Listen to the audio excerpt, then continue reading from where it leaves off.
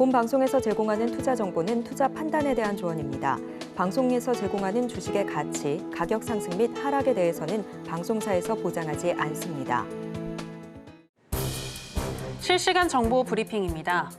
바클레이스 증권에 따르면 일본은행이 6월 통화정책회의에서 7월 금리 인상의 발판을 마련할 것이라며 6월에 기준금리를 동결하고 7월 회의 때 인상할 것이라고 예상했습니다. 특히 6월 회의 이후 기자회견에서 7월 인상의 실마리를 제공하는 발언을 주목해야 한다고 강조했습니다. 미국의 5월 CPI와 연준의 통화정책이 공개되는 이번 주 수요일 이중고를 겪을 수 있다는 우려가 나왔습니다.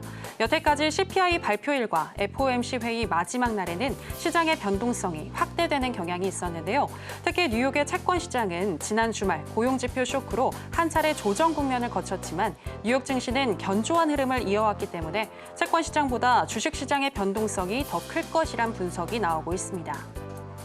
미국 경기가 점차 둔화하고 있다는 일각의 우려와는 달리 미국 주요 기업 경영진은 경기 둔화에 대한 우려가 낮다는 조사 결과가 나왔습니다.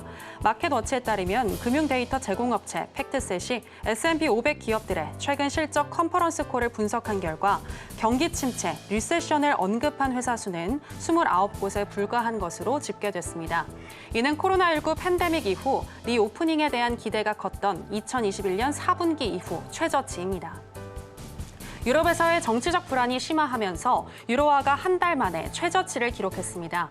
주말 사이 프랑스와 독일 등 유럽 의회 선거에서 극우 세력이 약진했는데요. 전문가들은 지난 10년간 극우 정서가 증가할 때 유로화가 약세를 보였다며 추가 하락 가능성을 전망했습니다.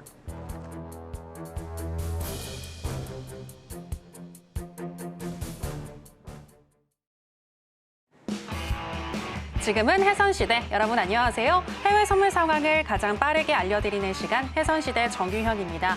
지난주 금요일 미국 시장은 미국의 비농업 고용지표가 또 시장의 예상치보다 훨씬 상회하게 나오면서 쇼크와 함께 혼조세를 보였습니다. 특히나 증시는 잘 버텨주는 모습이었지만 국채 금리가 급등하는 모습을 보여줬는데요.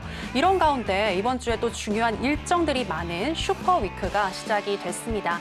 이번 주에는 FOMC 회의와 더불어서 이 FOMC 회의 이후에도 점도표가 공개될 예정이고요. 그리고 CPI 발표와 PPI 발표 등 정말 시장에 큰 방향성을 또 제시해줄 수 있는 주요한 일정들이 많이 예정되어 있는데 이번 주 한 주도 저희 해선시대와 함께 하시면서 구체적인 대응법 알아보시기 바랍니다. 일단 뉴욕의 3대 지수 하락을 하면서 오늘 출발했습니다. 그럼 해선시대 본격적인 시작 전에 주요 경제지표 일정부터 만나보고 오시죠. 네, 주요 경제지표 일정 살펴보시겠습니다. 오늘 중국과 홍콩 증시는 단오절을 맞아 휴장했습니다. 일본 1분기 국내 총생산 GDP 수정치는 속보치와 동일한 마이너스 0.5%로 나왔습니다. 일본의 4월 경상수지 흑자는 2조 505억 엔으로 전년 동월 대비 1조 550억 엔 증가했습니다. 새벽 2시에는 2조 8천억 원 규모의 미국채 3년물 입찰이 진행됩니다. 15시에는 영국의 4월 실업률과 고용지표가 발표될 예정입니다.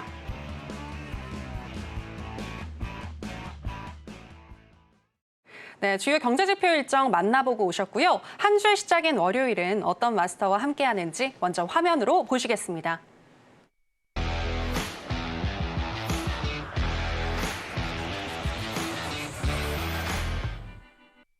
네, 해외 선물계 1타 강사 선견 마스터 나오셨습니다. 마스터님 안녕하세요. 네, 안녕하세요. 네, 시청자 여러분들께도 인사 부탁드리겠습니다. 네, 시청자 여러분 안녕하십니까? 선견 선생입니다. 자, 이번 주는 CPI 발표 있고요. 저번 주에 비농지표, 실업률, 굉장히 중요한 노동지표 위크였습니다. 이번 주 소비자 물가지수 그리고 FOMC 금리 결정 있죠. 어떻게 시장 대응해야 되는지 오늘부터 여러분들과 긴밀하게 함께 기본적 분석해 보도록 하겠습니다. 오늘 주요 사항은요. 일단 은행 관련된 이슈들 몇 가지를 좀 준비를 했습니다. 기본적인 국채 그리고 은행 시스템에 대해서 여러분들 굉장히 소상하게 제가 설명드리도록 하겠습니다. 잠시 후에 뵙도록 하겠습니다. 네, 들으신 것처럼 이번 주에는 정말 중요한 이벤트가 많이 예정되어 있습니다. 다른 때는 몰라도 이렇게 중요한 일정을 앞두고는 전문가의 가이드를 받아보시는 게 여러분들에게도 또 현명한 투자가 되지 않을까라는 생각이 드는데요.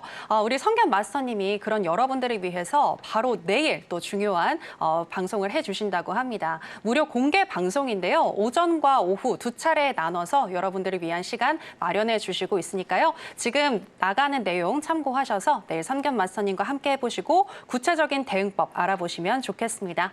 자, 그럼 이제 해선시대 본격적으로 시작해 볼 텐데요. 먼저 나스닥의 현재 시세와 더불어서 이슈 체크해 보도록 하겠습니다.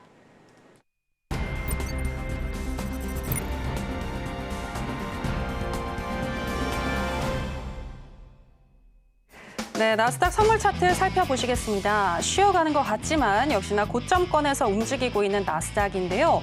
오늘은 장 시작과 동시에 밑으로 긴 꼬리가 길게 달리면서 10시 31분경 18,977선까지 떨어졌습니다. 이후에 거래량이 많이 실리면서 우상향으로 다시 방향을 트는가 싶었는데 현재 물량을 소화하는 모습 보여주고 있는데요. 현재 시점에서는 0.12% 정도 하락한 약 보합권인 19,012선 지나가고 있습니다. 자, 그럼 나스닥과 관련한 이슈도 체크해 보도록 하겠습니다. 저희가 오늘 나스닥과 관련한 이슈 두 가지를 준비했는데요. 먼저 첫 번째는 여전히 핫한 고용, 금리 달러 폭등에도 잘 버틴 이유라는 기사가 되겠습니다. 지난주 금요일에 발표된 비농업 고용지표가 시장 예상치를 대폭으로 상회를 했고 시간당 임금 상승률도 0.4%나 오르면서 뉴욕의 채권 금리는 폭등을 했습니다. 이에 패드워치 시장에서의 9월 기준금리 인하 베팅은 전날 69%에서 51%까지 떨어졌다고 하는데요. 또 다수의 전문가들 또한 금리 인하의 시기를 늦추고 또 횟수도 현재 줄이고 있습니다. 한편 주목할 것은 고용지표가 이렇게 큰 폭으로 증가했음에도 불구하고 실업률 또한 4%로 올라갔다는 건데요. 4%대 실업률은 2022년 1월 이후에 처음으로 기록한 것이라고 합니다.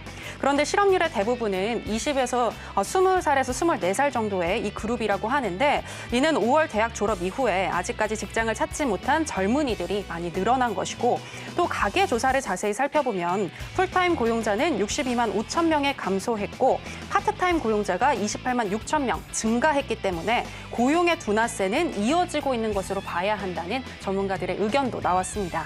아무쪼록 이런 헛갈리는 상황 속에서 이번 주에 발표될 소비자 물가지수 CPI가 아주 중요하다는 내용을 담고 있고요. 자, 이제 나스닥과 관련한 두 번째 이슈 또 체크해 보도록 하겠습니다. 금리가 안 떨어진다. MBS 손실 감독 필요한 미 은행 63개라는 기사입니다. 저희가 지난주에 실시간 정보 브리핑으로 한번 짚어드렸던 것 같은데요. 약 1년여 전에 미국 금융 시스템에 대한 경각심을 키웠던 실리콘밸리 은행 사태 이 우려가 지속 중이라고 합니다. 고금리 기조가 이어지면서 주택 저당 증권, 즉 MBS 손실을 감독해야 하는 은행들이 확산됐기 때문인데요. 구체적으로 미국 은행들의 매도 가능 증권 및 만기 보유 증권의 미실현 손실은 올해 1분기에는 총 5,165억 달러로 전 분기보다 389억 달러 증가했다고 하고요. 이는 연준의 금리 인상 이후 급격하게 불어난 것으로 2년째 현재 오르고 있다고 합니다.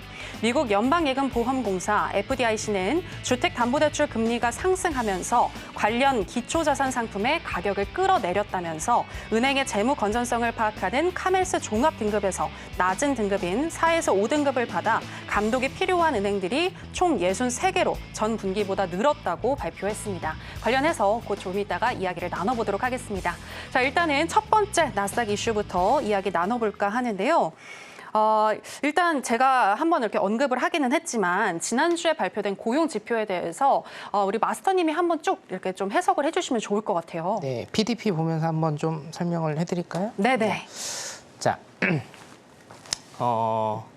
제가 이제 3대 지표라고 일단은 일컫는 게 있는데요. GDP, 비농, 실업률 이 세 가지입니다. 이 세 가지는 굉장히 강력한 힘을 갖고 있고 두 가지 조금 더 덧붙이자라고 하면 CPI, 소비자 물가지수와 PC 이렇게 5개 굉장히 큰 여러분 변동폭을 보이는 이런 지표들이라고 일단 할 수가 있어요. 매달 첫 번째 주에 우리 대표적인 걸로요. 졸트라고 하죠. 구인 이직 보고서, 그렇죠? 구인 이직 보고서가 일단은 있을 수가 있겠고 두 번째로 비농 비농과 실업률이 있습니다. 실업률. 비농과 일단은 실업률이 있고요. 비농 실업률 같은 경우에 굉장히 좀 강력하다. 여러분들이 일단 그렇게 알고 계시면 될 것 같아요. 자, 일단은 금요일 날 발표가 된 게 평균 임금, 시간당 평균 임금 이것도 여러분들 굉장히 중요하게 체크 포인트를 일단 보셔야 됩니다. 시간당 평균 임금이라는 거는 그냥 일단 임금이라고 보시면 돼요. 임금이라고 보시면 되고 임금이 오른다라는 건 뭡니까? 임금이 오르면 인건비가 하여튼 지출 목록에서 가장 큰 요소를 차지하잖아요. 임금이 오른다라는 것은 임금 인플레이션이 오를 가능성이 있다라는 거죠. 그래서 시간당 평균 임금이 지금 일단은 오르고 있는 이런 상황. 그 다음에 자, 두 번째를 일단은 보시겠습니다. 네. 예, 두 번째를 보시면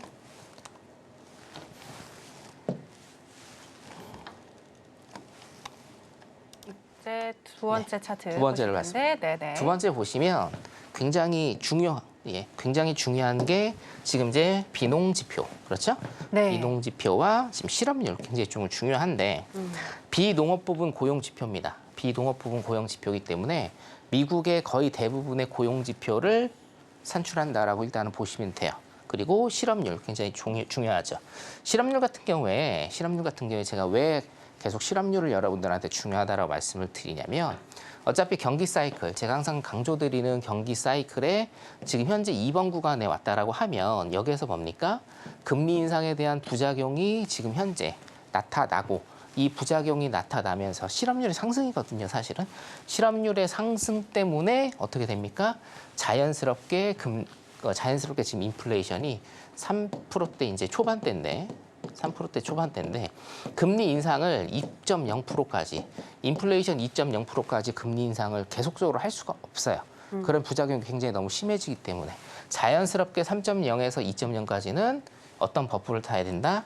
실업률이 올라가면서 자연스럽게 인플레이션이 낮아지는 이런 현상을 보여야 된다라는 거예요.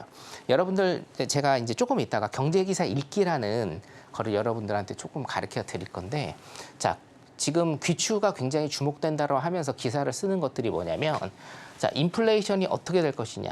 수요일 날 우리 소비자 물가 지수가 발표가 되는데 고용 지표가 실업률이 올라가고 이 고용 비농 지수가 올라감에 따라서 CPI가 어떻게 될 거냐라고 이렇게 기사들이 나오거든요. 사실은 근데 이게 선후 관계가 잘못된 겁니다, 여러분. 제가 그래서 저번 주부터 계속적으로 반복적으로 여러분들 말씀드리는 건 뭐냐면 이게 가고가 아니라 실업률이 높아지고 이렇게 되고 고용 지표가 낮아지는데 CPI가 어떻게 될 거냐 이게 아니고요, 여러분. 자, 지금 경기 사이클의 1번 구간을 지났습니다.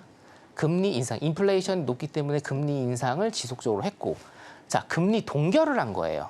금리 동결을 하면서 뭘 지켜봐야 되느냐.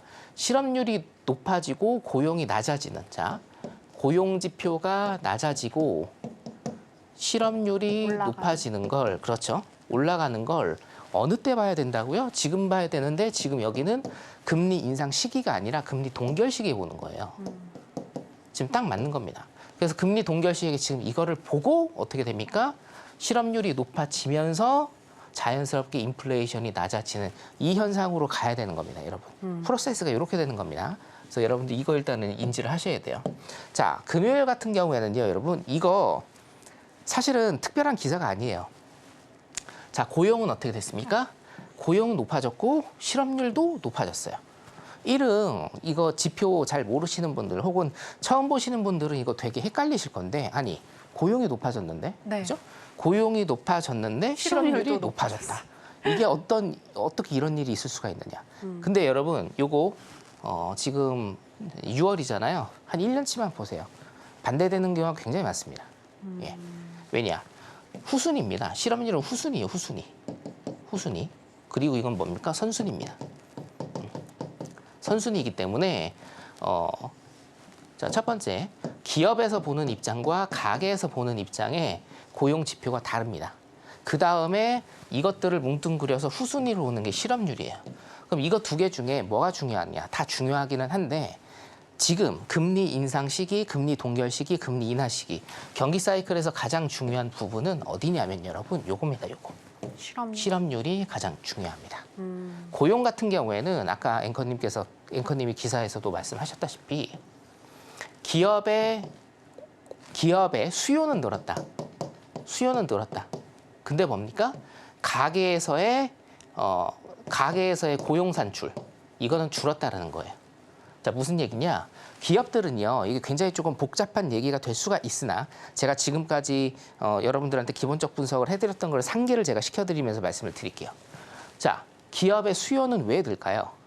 기업은요, 코로나 팬데믹 때 한 방 굉장히 크게 얻어맞았죠. 자, 은퇴자들을 많이 만들었어요. 실업률이 10%가 넘었습니다. 코로나 팬데믹 때. 그때 소위 얘기해서 전부 다 해고를 시켰는데 팬데믹이 끝나면서 해고했던 사람들, 은퇴자들을 다시 복귀를 시키려고 했습니다. 네. 복귀가 됐습니까? 안 됐습니까? 복귀가 안 됐어요. 그러니까 뭐예요? 기업들은 요즘에 어떻게 합니까? 사람을 안 잘라요. 그러니까 파트타임 잡을 시간을 조금 줄이는 한이 있어도 급여를 조금 덜 주는 한이 있어도 완전히 해고를 안 한다는 얘기예요.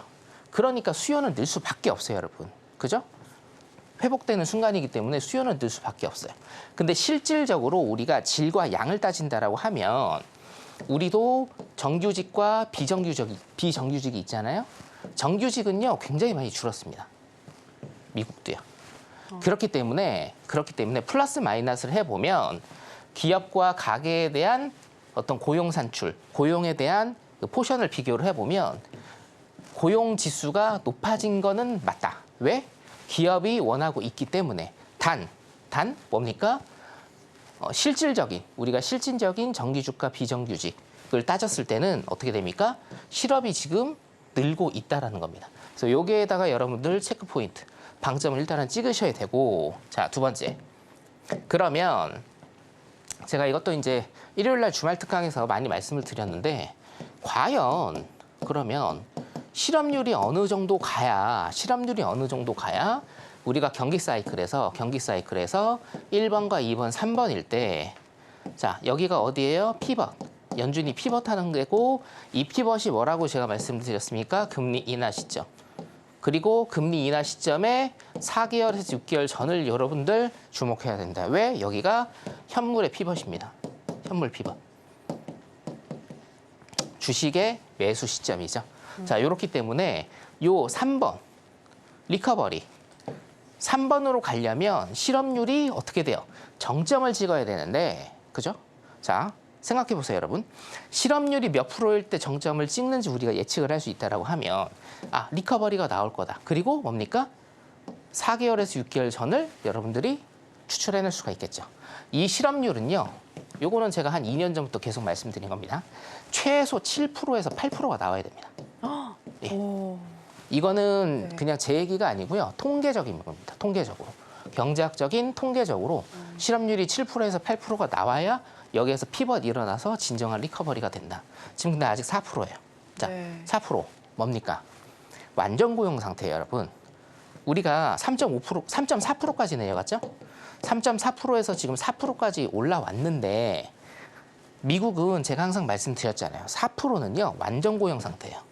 완전 고용. 완전 고용 뭡니까? 내가 일을 하고 싶다라고 하면 미국 사람이 내가 일을 하고 싶어요, 미국 안에서. 그러면 어떤 일이든 간에 일의 경중을 따지지 않고 무조건 돈을 벌 수 있는 게 4%입니다. 그럼 지금 뭐겠어요? 아직도 실업률이 4%라는 것은 완전 고용 상태입니다.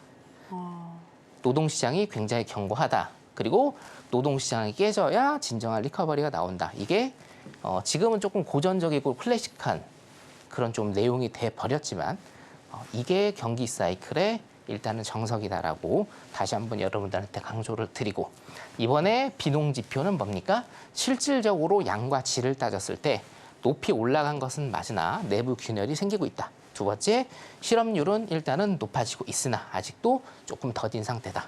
7%에서 8%까지는 일단은 가야 진정한 피벗이 나올 가능성이 높다라고 여러분들이 그렇게 생각해 주시면 감사하겠습니다. 네, 그러면 마스터님 이번에 나온 그 노동 지표가 네네. 왜 쇼크다 막 이런 얘기를 하잖아요. 그런데 마스터님은 쇼크라고 보지 않으시는 거네요. 네, 저는 쇼크라고 볼 이유가 전혀 없다라고 보고요. 예, 예.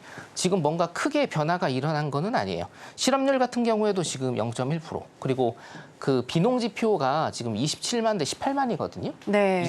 지금 9만 정도 차이가 나는데 이 정도는 굉장히 얕은 수치입니다. 물론 이제 그 어떤 시그널 자체가 실업률은 높아지고 이번에 네. 실업률은 높아지고 고용은 조금 낮아지는 게 아니냐. 근데 고용이 아직도 높다.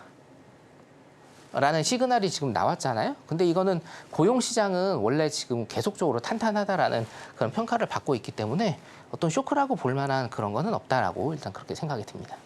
네, 알겠습니다. 이 금리 동결의 부작용이라고 한다면 실업률이 올라가면서 자연스럽게 또 인플레이션이 낮아지는 과정을 거쳐야 우리가 금리 인하를 할 수가 있는데 여기서 필요한 실업률은 7에서 8% 정도라고 합니다. 현재는 4% 정도이고요. 7에서 8% 정도 도달이 됐을 때 그때 금리 인하가 가능해 보인다라는 말씀까지 또 해주셨는데요. 자, 그렇다면 우리가 FOMC 회의 때 점도표가 또 공개가 될 텐데 관련해서 조금 더 이야기를 나눠보고 싶습니다, 마스터님. 네. 원래는 3회를 올해 예상했지만 2회로 지금 줄어들 것 같다, 혹은 1회로 줄어들 것 같다 이런 얘기를 하고 있잖아요. 근데 우리 마스터님은 2025년 1월 정도에나 금리 인하가 가능할 것 같다라고 예전에 얘기를 하셨으니까 네. 올해는 0회라고 생각하시는 건가요? 금리 인하 자체요? 네. 금리 인하 자체는 제가 그 두 가지를 일단은 좀 말씀을 드렸는데 첫 번째, 금리 인하는 최소한 한 번은 할 거다. 왜냐하면 페드에서 일단은 그렇게 얘기를 했기 때문에 네네. 처음부터 최소한 한 번은 할 거다. 금리 인하요. 금리 인하 할 가능성이 있다. 두 번째, 약 두 번의 금리 인상입니다. 금리 인상 부분도 여러분도 일단은 맞춰 두셔야 된다. 왜냐? 이때는 이제 진정한 쇼크가 오겠죠. 진정으로 시장에 굉장한 쇼크가 올 겁니다. 하락장이 일단은 펼쳐질 가능성이 높은데 아직 인플레이션이 잡힌 게 아니에요. 네. 잡힌 게 아니기 때문에 금리 인상에 대한 것도 여러분들 항상 유념해 두셔야 될 것 같습니다. 저는 일단은 금리 인하가 제 개인적인 의견입니다만 금리 인하는 한 번 정도 하지 않을까. 올해. 예. 근데 네. 금리 인상이 먼저냐 금리 인하가 먼저냐라고 저한테 여쭤보시면 네. 금리 인하가 먼저다라고 일단은 저는 자신 있게 말씀을 드려요. 이거 한번 던져보고 기대 인플레이션이 한두 달 정도 있다가 오르는 걸 보고 나중에 금리 인상을 다시 하지 않을까. 금리 인상 하고 나서 금리 인하를 하는 거는 거의 이제 소용이 없다라고 보고요. 네. 인하 한번 하고 동결, 그 다음에 인하 한번 해보고 기대 인플레이션 뛰는 거 보고 그때 다시 금리 인상 카드를 꺼내 들지 않을까. 일단 이렇게 예상을 하고 있습니다. 네, 알겠습니다. 금리 인하뿐만이 아니라 금리 인상도 가능할 것 같다라고 얘기를 하셨는데요. 여기서 굳이 순서를 잡자면 금리 인하가 먼저 이루어지고 그 이후에 PCE 지표 등 여러 가지 지표들을 본 다음에 그 이후에 금리 인상이 또 이루어질 수도 있을 것 같다라는 분석까지 들어볼 수 있었습니다. 자, 그러면은요. 현재 시점에서는 나스닥 어떤 식으로 또 대응을 해야 할지 궁금한 것 같은데 그 전에 일단 저희가 두 번째 이슈를 또 가지고 왔잖아요. 이거 얘기하고 또 계속해서 전략 들어보도록 할게요. 자, 두 번째 이슈 관련해서는 또 제가 질문 드리도록 하겠습니다. 마스터님, 지난번 출연 때 현 시점에서 경기 침체를 유발할 수 있는 가장 큰 요인은 국가 부채이다. 그때 가계 부채와 관련한 기사였는데 그때 이제 국가 부채의 그 위험성에 대해서 많이 강조를 해주셨거든요. 건전성이 약한 은행들이 지금 나타나고 있다는 게 지금 이 기사의 요지이잖아요. 이런 것들도 일단은 경계를 해야 된다고 보시나요? 전번 주에도 일단 제가 말씀을 드렸는데 경계는 해야 되는데 네네. 어떤 큰 임팩트가 있을 것이냐라는 것은 퀘스천 마크가 조금 붙는다라고 제가 말씀을 드렸어요. 왜냐하면 네. 2009년 이후로 굉장히 좀 준비를 잘 했다라고 평가를 좀 받기 때문에 네. 자, 그래서 이제 두 번째 이슈를 제가 일단은 준비를 했는데 굉장히 좀 어떤 은행과 경기 침체 아니면 금융 위기 그리고 미국이 지금 계속적으로 기준금리가 안 떨어지면서 이런 이슈들이 향후에도 계속 나올 거거든요. 네. 그래서 여기에 대해서 제가 여러분들한테 그 국채와 관련해서 채권과 관련해서 좀 몇 가지 말씀을 드리려고 기사를 좀 하나 뽑아왔습니다. 네네. 어차피 지금 뭐 나스닥이나 골드 오일 같은 경우에는 월요일이기 때문에 네. 크게 보실 건 없고 일단 요거 기본적 분석 일단 보시면 될 것 같은데 네네. 자 제가 체크를 조금 해드릴 테니까 제가 읽는 것보다는 우리 앵커님께서 네네. 한번 앵커님께서 한번 네, 조금 잘 읽어보도록 하겠습니다. 읽어 주시죠. 여기 네. 올해부터 때문이다. 그리고 미실현 손익, 네. 금리 인상 이후 여기만 조금 한번 읽어 주시겠습니까? 여기에서 네, 여기. 올해 들어서도 떨어지지 않는 시장 금리에 주택 저당증권, MBS 손실을 면밀히 감독해야 하는 은행들이 확산했기 때문이다. 네, 이게 첫 번째 이슈고요. 자, 네. 두 번째는 두 번째는 금리 인상 이후 급격히 불어난 미실현 손실은 5천억 달러 부근에서 2년째 오르내리고 있다. 오케이, 좋습니다. 네. 네, 두 번째 이슈인데요. 여러분들 이제 경제 기사 읽기라는 타이틀로 제가 오늘 기사를 조금 가져왔는데 네. 이거 처음 보시는 분들은 아무런 백그라운드가 없으면 무슨 말인지 잘 모르시고 되게 어렵다라고 생각을 하실 겁니다. 제가 10분 안에 이해되게 일단은 여러분들한테 말씀을 드릴게요. 네네. 자, 이슈는 딱 두 가지예요. 자, 보세요. 떨어지지 않는 시장 금리에 MBS 채권은 모르셔도 돼요. 손실을 면밀히 감독해야 되는 은행이 확산되었다라는 겁니다. 자, 여기에서 상식적으로 보세요. 금리가 오릅니다. 금리가 오르면 현물하시는 분들, 주식하시는 분들, 은행주는 어떻게 됩니까? 은행주는 은행주는 좋죠. 좋죠. 네. 그렇죠. 왜 이익이 좋죠? 증가하니까. 그렇죠, 맞습니다. 빙고. 이익이 증가되기 때문에 금리가 오르면 기준금리가 오르면 은행주는 펌핑이 되고 좋은 건데 여기서는 지금 뭐라고 써 있죠? 떨어지지 않은 시장 금리에 손실을 면밀히 감독해야 하는 은행이 확산됐다. 아. 그렇죠? 좀 모순이 있죠. 오, 그렇죠? 그러게요. 네. 자, 두 번째. 금리 인상 이후 급격히 불어난 미실현 손익은 5천억 달러 부근에서 2년째 오르내리고 있다라는 겁니다. 자, 미실현 손실이 뭘까요? 요거 일단 두 가지입니다. 자, 제가 여기에 대해서 설명을 일단 드리도록 하겠습니다. 네. 자, 여기 보시면 실리콘밸리 뱅킹이 나왔죠? 여기 실리콘밸리 뱅킹 사태. 자, 이 백그라운드 지식을 제가 조금 말씀을 드릴게요. 네. 이것만 말씀드리면 여러분들 전부 다 이해가 되실 건데 미국의 중소은행이죠. 실리콘밸리 뱅크가 1년 전에 파산을 했습니다. 네. 근데 여기서 우리가 주목해야 될 점은 몇 가지가 있어요. 첫 번째, 왜 파산을 했느냐? 뱅크런 사태가 일어났다. 뱅크런은 뭡니까, 여러분? 예금자들이 은행에 쫓아가서 예금을 빼는 거예요. 두 번째, 흑자도산했습니다. 흑자도산. 흑자도산이 여러분들 뭡니까? 재무제표상, 자, 다시 하겠습니다. 흑자도산이 뭡니까, 여러분? 이익을 내는 회사예요. 이익을 내는 회사가 도산을 했습니다. 자, 세 번째. 자, 미국은 금리 인상 시기였어요. 미국은 금리 인상 시기였습니다. 금리 인상 시기에는 은행주들이 좋죠. 근데 도산을 해버렸어요.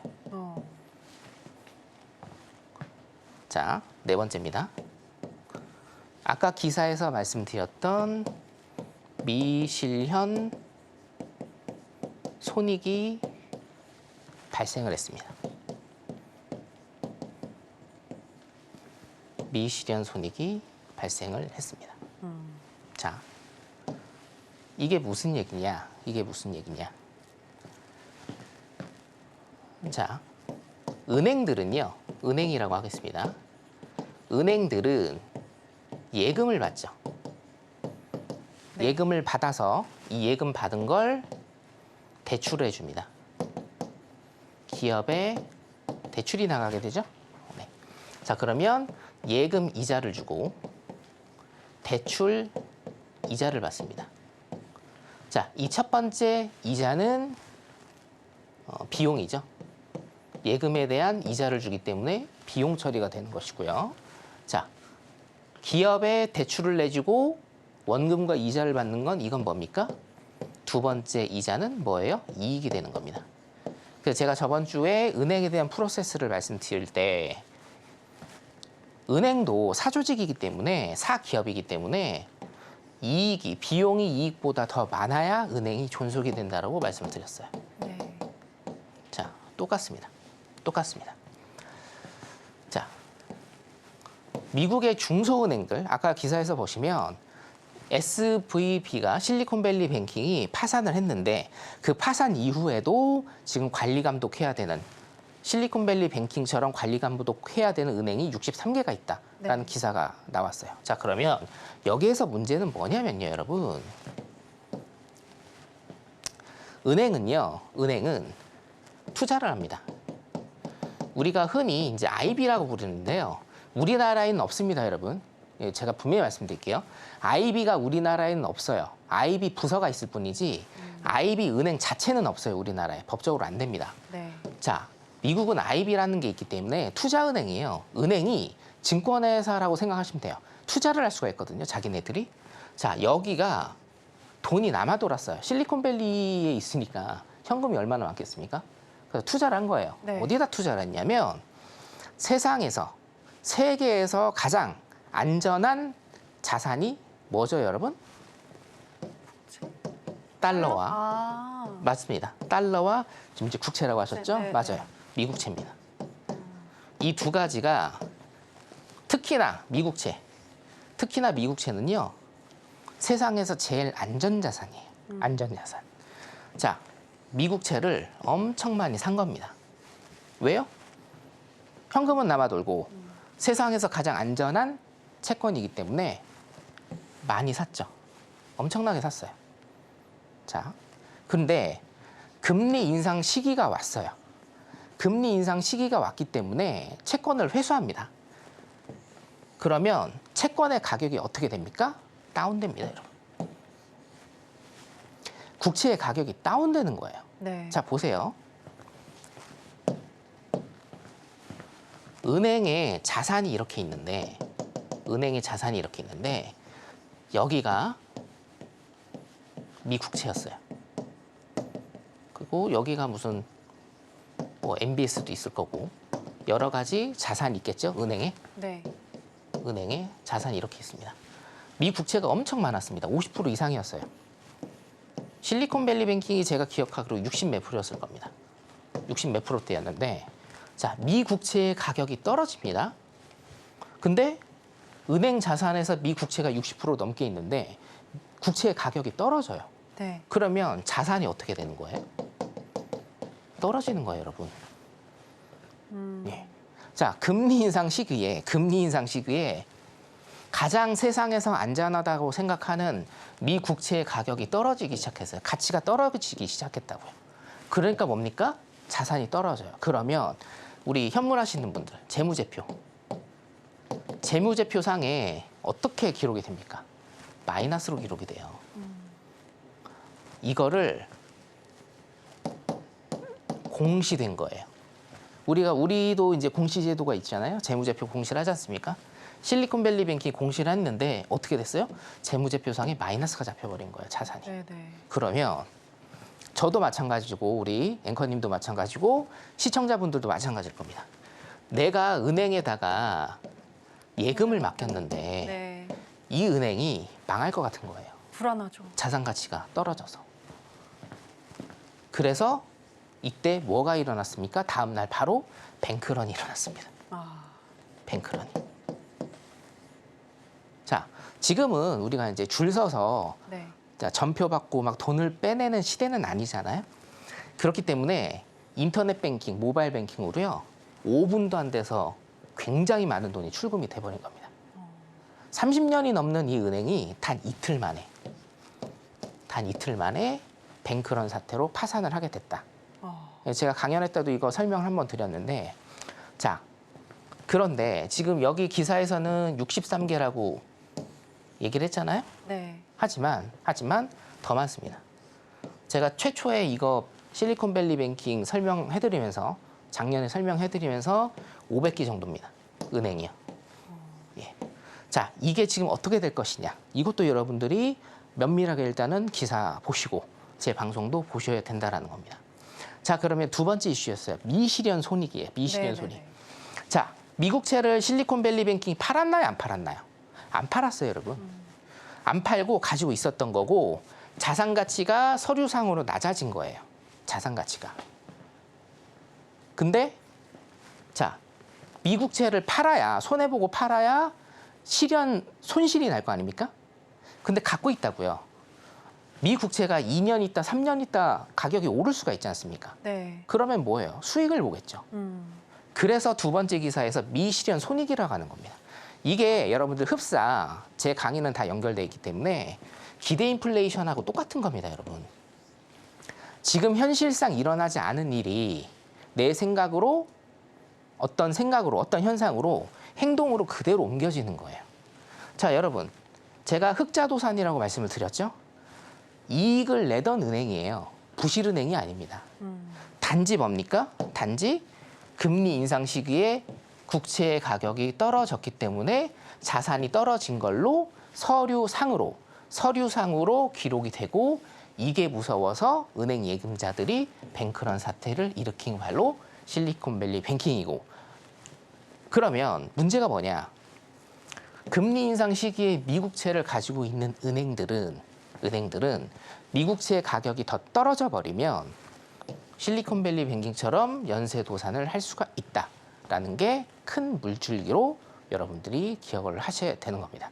물론 이게 이걸로 인해서 금융위기가 옵니까 안 옵니까는 사실 제가 판단할 문제는 아니고 하지만 큰 흐름상으로 큰 물줄기로 이 정도는 일단은 여러분들이 알고 계셔야 향후에 사실은 금리 인상을 또 할 수도 있잖아요. 네. 금리 인상을 또 하면 국채 가격 내려갈 거고요.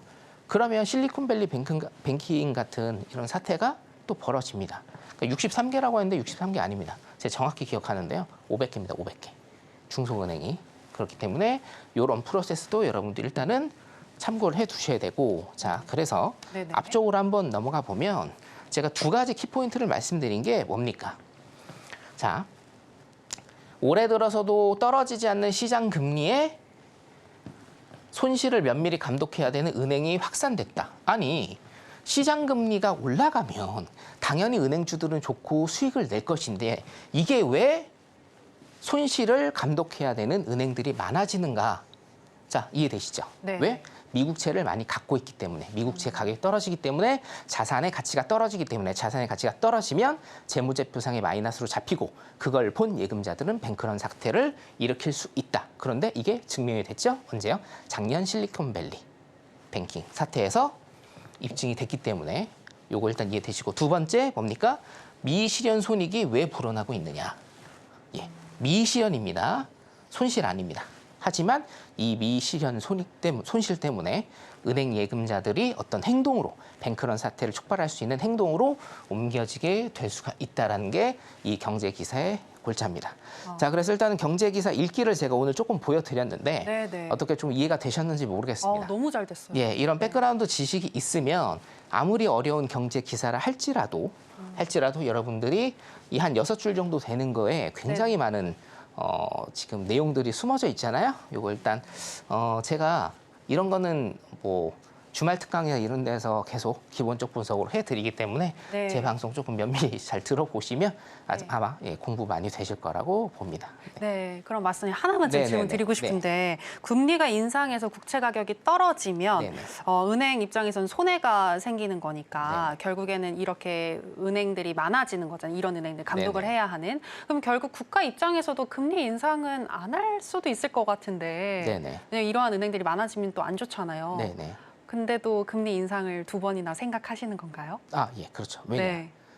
중앙은행의 제1원칙 인플레이션을 잡는 겁니다. 아, 그렇기 때문에 인플레이션을 하여튼 제일 중요한 건 인플레이션이거든요. 제일 네. 중요한 걸 잡고 나서 네. 나머지들을 생각해야지 이런 것들을 하나하나 다 생각하다 보면 사실은 이제 큰 거를 잡을 수가 없죠. 제가 항상 강조드리는 경기 사이클도 이게 맞을 수도 있고 안 맞을 수도 있지만 네. 큰 흐름으로 보면 그리고 우리가 이제 역사적으로 그리고 통계학적으로 보면 경기 사이클은 대부분 거의 다 맞다라고 보시면 돼요. 시간이 흐를지라도. 그래서 네. 중앙은행, 우리나라도 마찬가지거든요.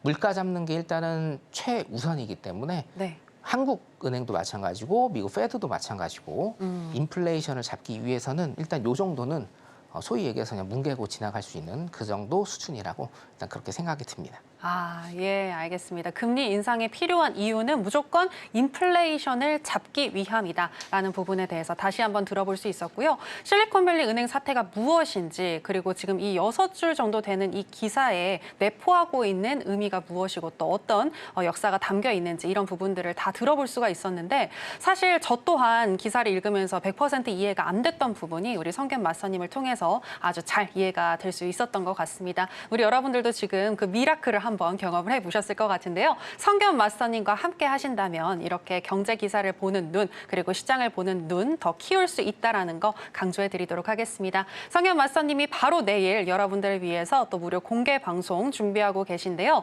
바로 내일 화요일 날 오전 10시 10분과 오후 9시 20분 두 차례에 걸쳐서 여러분들과 만나신다고 하니까요. 지금 아래 나가고 있는 내용 꼭 참고를 하셔서 성견 마스터님과 함께 해보시기 바랍니다. 자, 그럼 이제 나스닥의 전략 알아보도록 하겠습니다. 자, 구체적으로 지금 시점에서는 어떻게 대응을 해야 할지 우리 마스터님 팻말 준비해 주시고요. 자, 하나, 둘, 셋, 빠밤. 관망 사인 주셨습니다. 네, 월요일에는 뭐 금이나 오일 관망 얘기 많이 하시는데 나스닥 오늘 월요일이고 또 FOMC나 중요한 이벤트들 전에는 관망인 건가요? 네, 그 결론적으로 말씀을 드리면 네. 일단은 관망, 그러니까 이제 그 CPI 발표되는 수요일 정도 해서 네. 방향성 일단은 타고 그때 이제 발표되면서 우리 수익 낼 수 있는 구간들이 조금 나올 것 같은데 네. 결론적으로는 이제 관망 사인을 제가 드린 건데 일봉상으로 일단 보겠습니다. 일봉상으로는 여러분들 보시다시피 일단은 매수존이에요, 지금. 당연히 매수존입니다. 61선, 21선, 5일선을 전부 다 딛고 올라와서 또다시 신고점을 달성을 했고요. 많이 올라봤자 일단은 2만 정도다라는 게 이제 몇 달 전이었는데 지금 19,000을 넘었어요. 네. 19,000을 일단 넘었고 지금 여러분들 이걸 아셔야 돼요. 제가 항상 만틱, 천틱이 올라도 매수 방향이면 매수 방향이다. 내려도 매도 방향이면 매도 방향이다라는 걸 제가 계속적으로 여러분들한테 말씀을 드리고 있거든요. 네. 지금 보면 매수 방향인 게 맞습니다. 그래서 큰 흐름상으로 매수 방향인데 일봉상으로만 보셔도 신고가를 찍은 다음에 굉장히 많이 흔들어요, 여러분. 굉장히 많이 흔들고 지금 캔들이 작아지고요. 캔들 작아지고 윗꼬리하고 아랫꼬리가 굉장히 깁니다. 이게 무슨 얘기냐면 엄청나게 많이 흔들어 된다라는 거죠. 왜냐? 많이 올랐으니까 매도 포지션을 팔려는 사람들이 있을 거고 많이 올랐으니까 매도 포지션을 사려는 사람들이 있을 거고 많이 올랐으니까 여기에서 매수 방향으로 간 사람들은 익절을 하려는 경향이 있어요. 그래서 이 매도와 매수가 굉장히 많이 싸우는 구간들이 신고가를 계속적으로 치면서 지금 보여지고 있는 상황이기 때문에 전체적인 방향성은 매수가 맞아요, 여러분. 19,000을 뚫었다 하더라도 이게 눌림 조정을 받는다 하더라도 일단 매수 쪽이 맞는 겁니다. 여러분들의 자금력이나 이런 걸로 길게 버틸 수 있는 그런 장은 아니다. 그래서 여러분들 나스닥일수록 굉장히 야금야금 조금씩 가는 그런 전략을 일단은 쓰셔야 되고요. 네. 내가 어떤 방향성을 보는데 조금 미흡하다 혹은 시드가 많이 부족하다 하시는 분들은 오늘 내일 일단은 관망하시고 수요일 날 지표 터진 다음에 방향성 잡아서 일단 수익 내시는 걸로 그렇게 하라는 의미에서 관망 사인 일단은 들어드렸습니다. 네, 전체적인 방향성은 매수이나 현재 시점에서는 관망하시는 게 좋겠다는 의견 주셨는데요. 수요일 발표 이후에 또 어떻게 구체적으로 대응해야 할지는 우리 성견 마스터님과 함께 하시면서 여러분들 알아보시기 바랍니다. 자, 그럼 나스닥 선물 이렇게 정리해 보도록 하고요. 계속 이어서 크루드 오일의 현재 시세와 그리고 전략 알아보도록 하겠습니다.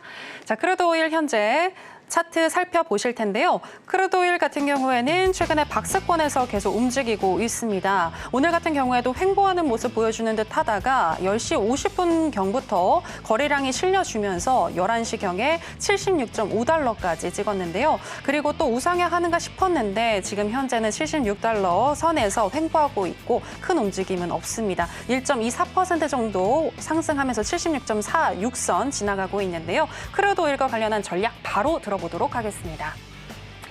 네, 마스터님, 크루드오일 어떻게 대응하는 게 좋을지 알아보도록 하겠습니다. 하나, 둘, 셋, 빠밤.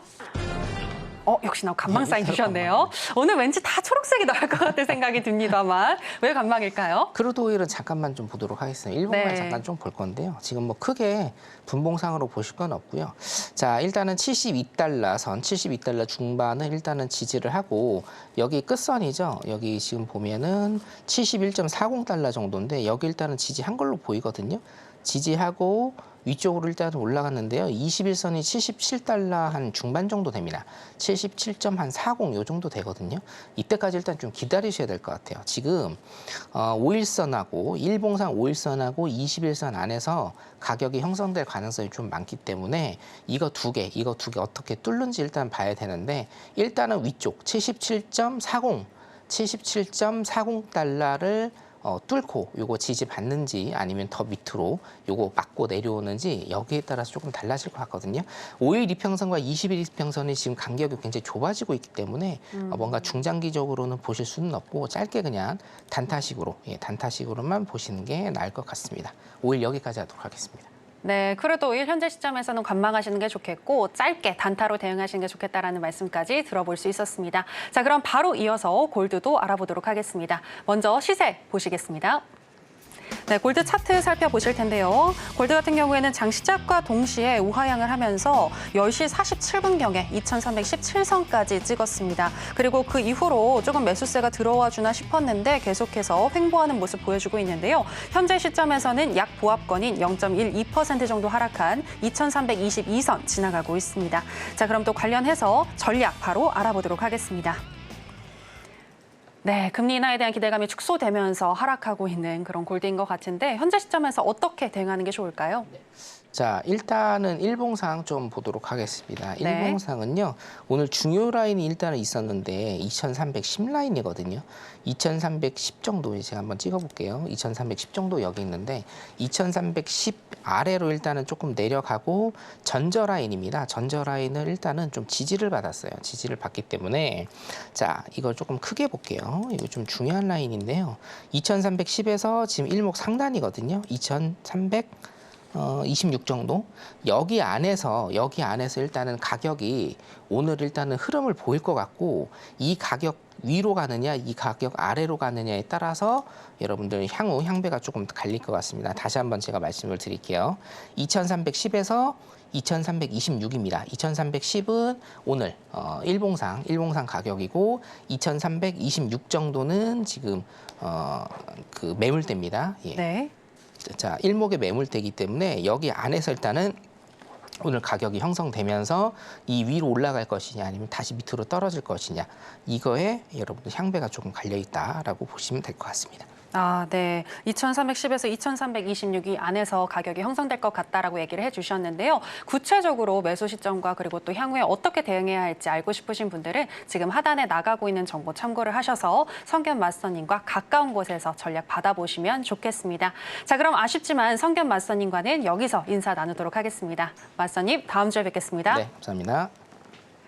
네, 그럼 회선시대 저희가 오늘 무슨 이야기를 나눴는지 오늘의 핵심으로 정리해 보겠습니다.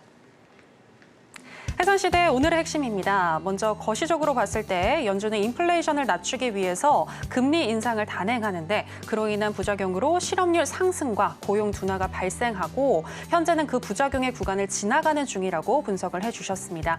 그리고 금리를 살펴보면은요, 안전자산 미국채를 다량 보유했던 실리콘밸리 은행이 연준의 금리 인상 시기를 맞아서 손해를 겪었고 그로 인해서 뱅크런 사태가 발생해 도산할 뻔했다며 그것이 지난해 3월에 일어난 일인데 여전히 고금리 장기화가 이어지고 있어서 SVB 사태가 재현될 가능성이 있다라고 말씀해 주셨습니다.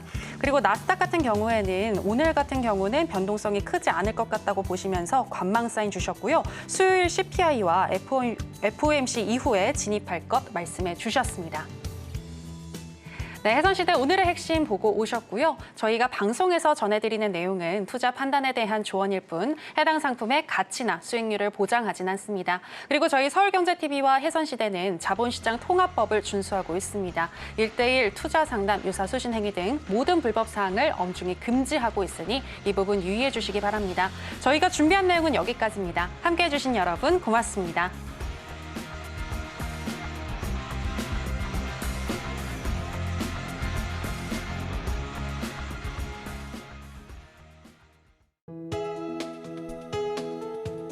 본 방송에서 제공하는 투자 정보는 투자 판단에 대한 조언입니다. 방송에서 제공하는 주식의 가치, 가격 상승 및 하락에 대해서는 방송사에서 보장하지 않습니다.